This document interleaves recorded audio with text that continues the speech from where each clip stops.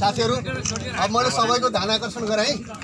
सम्मानित सर्वोच्च अदालतले हामीलाई दिएको आदेश अनुसार आज हामीले फेवातालको 1055 वटा पोल गाड्ने क्रममा माननीय मुख्यमन्त्रीज्यूले हाई फ्लोर लेभल 1 लेखेको पोल यहाँ अहिले गाड्ने काम हुँदैछ। म माननीय मुख्यमन्त्रीज्यूलाई यो पहिलो पोल गाडेर यो अभियानको शुभारम्भ गरिदिनका लागि अनुरोध गर्छु। अलि उता गइदिनु न, त्यही हुँदैन हो त भयो नि। विजय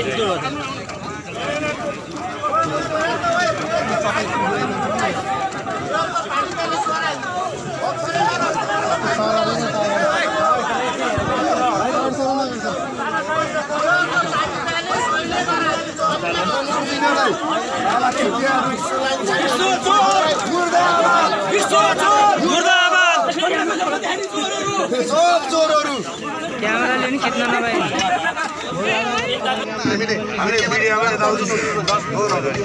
मिटर नै हो। त्यसको हामीले पोल गाडेका छौँ। त्यसपछि बोलेको छ त्यो कारबाही भयो भने बल्ल मान्छेलाई हुन्छ कि अब बोलाउने खोला पनि आउने होला। अब कसो भयो भने यहाँ आयो भने हाम्रो आग्रह के हो भने साबिकको दर्ता पूर्जालाई आधार मानेर सीमाङ्कन गरियो। हामी सीमाङ्कनको पक्षमा छौँ। त्यही गर्नु हामी। तर साबिकको नक्सा पूर्जा भन्दा बाहिर गएर जनता पाइदैन काम नहोस्, हामी त्यो आग्रह गर्छौँ। हजुरले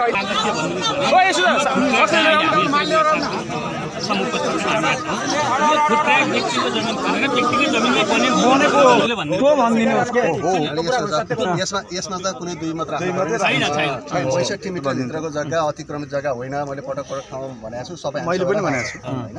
र अब यसमा चाहिँ यसलाई हामीले प्रयोग गर्ने सन्दर्भमा उचित मुआवजा राज्यले चाहिँ बुढी गण्डकीको पनि दिएको छ, अरू ठाउँमा पनि दिएको छ। प्रचलित भन्दा विशेष प्रोजेक्ट विषय अलिक फरक ढङ्गको मुआवजा पनि दिएको छ। त्यो दिएर मात्रै प्रयोग हुन्छ। त्यसो भएको हुनाले चाहिँ यो अतिक्रमण भएको सबै यो भनेर फेरि सबै ठाउँ भएको छ भन्ने छैन। यो भित्र कतिपय लालपूर्जा भएका ठाउँ पनि होलान्, कतिपय नभएका ठाउँ पनि होलान्। त्यो हेरिकन लालपूर्जा भएको ठाउँमा यहाँहरूले अथवा हामी जग्गा धनी जो छौँ हामीले चाहिँ मुआवजा नलिकन चाहिँ छोड्नु पर्दैन। त्यो कुरा क्लियर छ। जहाँसम्म चाहिँ यहाँ यो अहिले यो फुटपाथ भएकै ठाउँ पनि लालपूर्जा भएकै ठाउँ हो होइन। त्यसो भएर चाहिँ हामीले यहाँबाट आज गर्ने भनेको ताल घर छुट्याउने कुरा हो। ताल घरका लागि फेवातालले अन्तिम फैसला गरेको छ हाई फ्लड पोइन्टबाट पत्ता लगाउनु भएर। त्यो हुँदाखेरि चाहिँ हामीले जमिन जसले छोड्नुपर्ने हुन्छ भोलि त्यो जमिन पनि आजको भोलि नै छोड्नुपर्छ भन्ने पनि त्यहाँ हुँदैन होला। के चिज बन्दै जान्छ त्यसपछि यो कुरामा रह्यो। कतिपय संरचनाहरू बनेका छन्, ती संरचना बन्दाखेरि पनि क्षतिपूर्ति पाउने नपाउने आदि कुराहरू पनि होलान्। कतिपय अनुमति लिएर बनेका होलान्, कतिपय नलिकन बनेका होलान्। अहिले हामी अन्दाजको भरमा केही पनि कुरा नगरौँ। आज हामीले यहाँदेखिबाट लिएर यहीँसम्म होइन 1055 वटा डिजिटल पोइन्ट चाहिँ पोइन्ट आउट भइसकेका छ होइन। झन्डै 20 महिना लाग्यो यति काम गर्न होइन। त्यसमा पनि यहाँ कसैप्रति पनि भेदभाव राखेर वैरभाव राखेर गर्ने विषय रहेन। त्यसो हुँदा त्यो पोइन्टमा अहिले ताल घरको कुरा चाहिँ फाइनल हुन्छ। त्यसपछिको चाहिँ मापदण्डलाई कार्यान्वयन गर्ने सन्दर्भमा चाहिँ मुआवजा पछि कुरा मात्रै हुन्छ।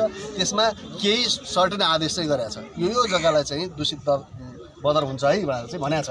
ती किता पनि कुन हुन् भनेर पत्ता लगाउनु पर्यो। कतिपय किता त यहाँहरूलाई थाहा छ, जस्तै अब 3 मिटरको चौडाइ अनि 700-800 मिटर लम्बाइ भएका किता पनि छन् होइन। ती किता पनि छन्। ती लगायतका कुराहरू चाहिँ जो दूषित हुनुपर्ने हुन् ती अटोमेटिकली दूषितमा जान्छन्।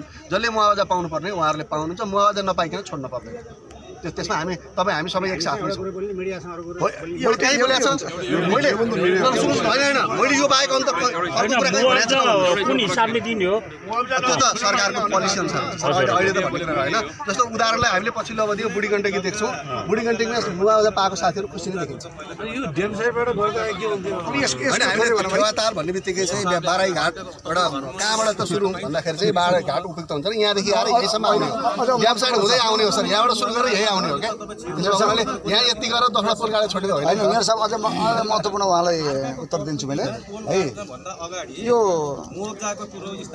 पोखराको पर्यटकको क्षेत्र हेर्दा हामीले 42 सालदेखि लगभग 45 सालदेखि अहिलेसम्मको इतिहास हेऱ्यौँ भने पोखरा आउने पर्यटक मध्ये 96% पर्यटक बाराइघाट आउँदो रहेछ। 96% फर्स्ट त्यसपछि अरू ठाउँमा बल्ल डेम साइडमा 40% होला, अरू ठाउँमा चाहिँ अरू पर्सेन्ट होला। त्यसैले सबैभन्दा महत्त्वपूर्ण चाहिँ पर्यटक क्षेत्रलाई यसलाई सुन्दर बनाउनको लागि चाहिँ यहीँबाट केन्द्रबिन्दु बनाउनु भएको। टुरिज्म इन्फर्मेसन सेन्टर पनि राम्रो बनाउनु भएको। त्यसो भए त यति धेरै पर्यटक टुरिज्म इन्फर्मेसन सेन्टर राम्रो बनाइदिनु पर्यटक प्रहरीको बिट राम्रो बनाइदिनु भएको छ। धन्यवाद छ हजुरहरूलाई।